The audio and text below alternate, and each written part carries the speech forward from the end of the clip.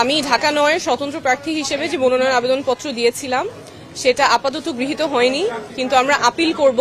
Appeal করার প্রক্রিয়া আমরা ইতিমধ্যেই শুরু করেছি। কারণ হিসেবে যেটা নির্বাচন কমিশন বলেছে, আপনারা জানেন যে স্বতন্ত্র প্রার্থীর জন্য বিধি অনুযায়ী ১% ভোটারের স্বাক্ষর নিতে হয়। সেই ১% ভোটারের সংখ্যা যা হয় তার চেয়ে আমরা বেশি স্বাক্ষর সাবমিট করেছি, প্রায় ২০০-র মতো বেশি ছিল। সেখান থেকে ওনারা দৈবচয়নের মাধ্যমে 10 জনের ভেরিফিকেশন করতে গিয়েছেন, সত্যতা যাচাই করতে গিয়েছেন। সেখানে 8 জনের ওনারা তথ্য সঠিক পেয়েছেন। 2 জনের ক্ষেত্রে ওনারা মানুষটাকে খুঁজে পেয়েছেন, সত্যতা যাচাই করতে পেরেছেন, কিন্তু সেই 2 জন ঢাকা ৯-এর ভোটার ছিলেন না। ওনারা জানতেন না ওনারা ঢাকা 9-এর ভোটার। একজনের বাসা খিলগা যেহেতু ঢাকা ৯ আর 11 দুইটাই পড়ে, উনি জানতেন যে উনি ঢাকা 9-এর ভোটার এবং তার জানার কোনো উপায় ছিল না যে সে ঢাকা 9-এর ভোটার না। উনি গিয়ে ওয়েবসাইটে চেক করেছেন, ওনার ভোটার নাম্বারটা পান নাই, এনআইডি যেটা ছিল উনি জানতেন উনি ঢাকা 9-এর ভোটার, সেভাবে তিনি স্বাক্ষর করেছেন।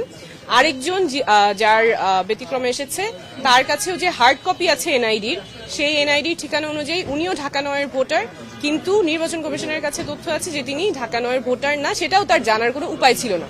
তো যেই 2 জনের কথা ওনারা বলেছেন যাদের সত্যতা পেয়েছেন কিন্তু ঢাকা 9-এর ভোটার না, এই 2 জনের ক্ষেত্রেই তাদের জানার কোনো উপায় ছিল না যে তারা কোন এলাকার ভোটার এবং ঢাকা 9-এর ভোটার না। ওনারা জানতেন যে ওনারা ঢাকা 9-এর ভোটার, সেই অনুযায়ী ওনারা স্বাক্ষর দিয়েছেন এবং নির্বাচন কমিশন কোনো উপায় রাখে নাই ভোটারদের জানার জন্য যে তারা কোন আসনের ভোটার কিংবা ভোটার নাম্বার কত। আচ্ছা, আপনি আপিল তো করবেন নিশ্চয়ই। আপিল করার পরে আপনার যদি মনোনয়ন বৈধ ঘোষণা হয়, যেহেতু আপনি এনসিপি থেকে পদত্যাগ করেছেন, আপনি কতটুকু আশাবাদী আসলে এই স্বতন্ত্রভাবে নির্বাচন যে করছেন বিজয়ী হওয়ার ক্ষেত্রে? অবশ্যই আশাবাদী বলেই তো আমরা মাঠে আছি।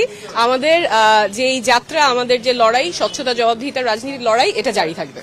স্বতন্ত্র হিসেবে কোনো চ্যালেঞ্জ আছে? অবশ্যই চ্যালেঞ্জ তো আছে। এই যে যেমন আজকেই যেটা চ্যালেঞ্জ হলো, আসলে আমাদের তো রাইট টু ইনফরমেশন ওভাবে থাকে না।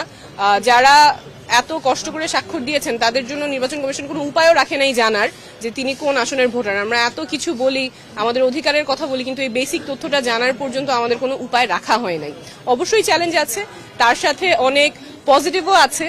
আমাদের যেহেতু দল থেকে না হয়ে স্বতন্ত্র যাচ্ছি, মানুষ একেবারেই খুব কাছে থেকে অনেক ভালোবাসা দিচ্ছেন, তো অবশ্যই পজিটিভও আছে।